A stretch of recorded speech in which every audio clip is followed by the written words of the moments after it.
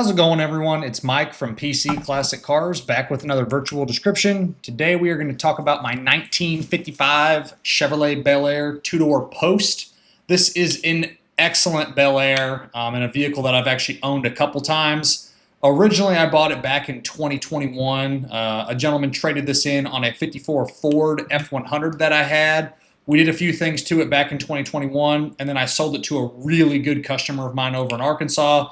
He played with it for the last number of years, and then last week just traded it back in on a 2007 GT 500 that I had. So that's how I got it back for round two. Mechanically, it has a great running 350 in it. It has an Edelbrock aluminum intake as well as an Edelbrock carburetor. And then this one does have an aftermarket aluminum radiator, so it stays nice and cool going down the road. It is backed by the 700R4 overdrive transmission, so the drivability of this 55 is fantastic. You can hop out on the highway, cruise 65, 70, even 75 miles an hour, and it is a tight and a great driving 55. This one is optioned with power front disc brakes. It does have an aftermarket set of drilled and slotted rotors. I do not know the brand of the rotors that are on it, but it is an aftermarket setup being drilled and slotted, and it stops well. This one is still manual steering, but it's an easy car to drive. Those big steering wheels, it's easy to turn. And then on your exhaust, you still retain a stock style set of manifolds. It is aftermarket dual exhaust with a aftermarket muffler and then a full tailpipe. Sounds good going down the road, not terribly loud. You get in the throttle, you hear the exhaust, but it's not droning while you're driving down the road. Take a look at my test drive video. I'll be personally driving the vehicle, almost about 10 minutes long. I'll dive more into the mechanicals, but again, I can't say enough about how well this car drives. On my does it work section, a couple small items are not working. The heater core is hooked up, but unfortunately the blower motor is not doing anything, so it's going to need a new blower motor or something diagnosed with that. It very well could be as simple as some wiring or a fuse. I didn't diagnose what is wrong with the blower motor, but that is not coming on any speed. The passenger rear window will make it down and it will make it up, but it needs a little bit of assistance going up. It's a little difficult, so a little bit of an adjustment there. When you put it in reverse, the reverse lights aren't coming on. So pretty simple stuff. Everything else is ironed out. The rest of the gauges, the lights. This one does have an electric wiper conversion, so that's really cool. Excuse me. So that's really cool. The electric wipers work, but the sprayers do not do anything. During my normal inspection, I did not find any current leaks. I can't attest to, you start driving this thing regularly, go for a long trip, it might develop a little leak here and there, but right now it looks nice and dry on the bottom. All of the suspension components and the steering components check out good, but nothing is brand new. Some of your wear items like the bushings, they're a little bit dry cracked in a few areas, but nothing is needing to be replaced at this exact moment. Just some little disclaimers there that some of the rubber bushings are a little bit older on the suspension, tops of the shocks, things like that. The exhaust also is in nice shape, but it does have a few little scuffs on the bottom of the exhaust, a little bit of aging, probably done back when the motor transmission were done a number of years ago, but still, again, sounds good going down the road and no rust holes in the exhaust. On your exterior, it was a color change. It is a really nice maroon and white two-tone. This is a two-door post. The paint quality is nice, but like the rest of it, it's a little bit of an older done car. I don't know exactly when it was done. I don't want to put a number on it because it could be 20 years old. It could be 10 years old. I just don't know.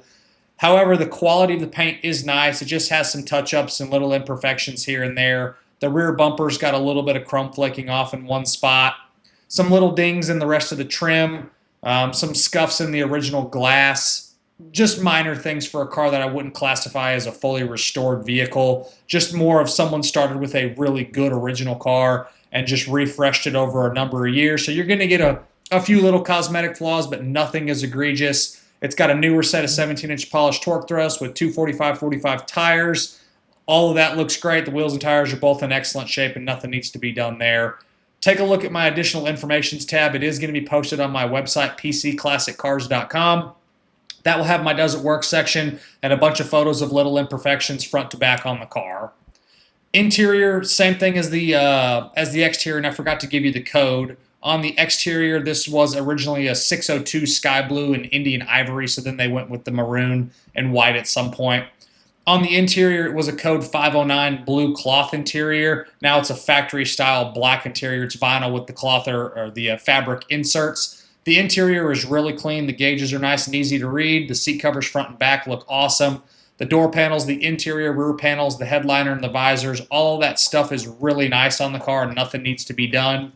The lower portion of the painted dash has a few little touch-ups in the paint, but pretty nitpicky thing there. And then you have nice carpet, nice mats. Overall, the interior is very clean on this 55 and nothing for me to really complain about. Same thing with the engine bay. Obviously, it's had a motor swap at some point. It's got that later model 350. Again, I don't have a ton of information or really when that motor was done because it was in the car when I got it the first time, but it runs awesome.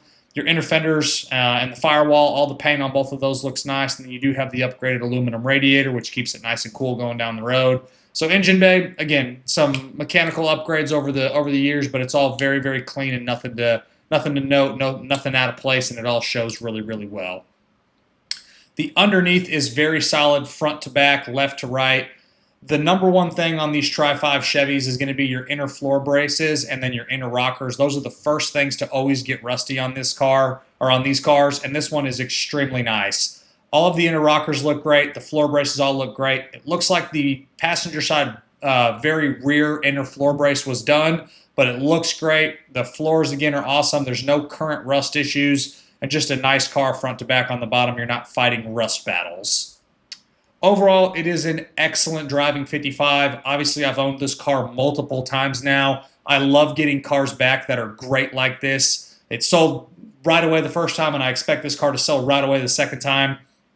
The only things I would personally do is maybe add power steering if you had to have it, but it's not 100% needed. And then I'd go with the vintage AC setup on there so you have nice AC, and then you could literally drive this car every day. And I usually don't say that about a Tri-5 Chevy or really anything from the 50s or the 60s just because you never know on old stuff. But this car is so well ironed out mechanically. It's a lot of fun to drive.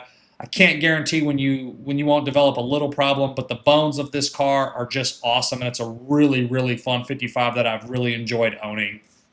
And as always, I appreciate y'all stopping in to watch another one of my virtual descriptions. Make sure you check out the test drive video along with the additional informations tab. Both are posted on my website, pcclassiccars.com. If you ever need anything else, don't hesitate to reach out and we can get you anything that you need. And we will see you guys on the next virtual description. Thanks again for watching. Have a great rest of y'all's day and a nice weekend.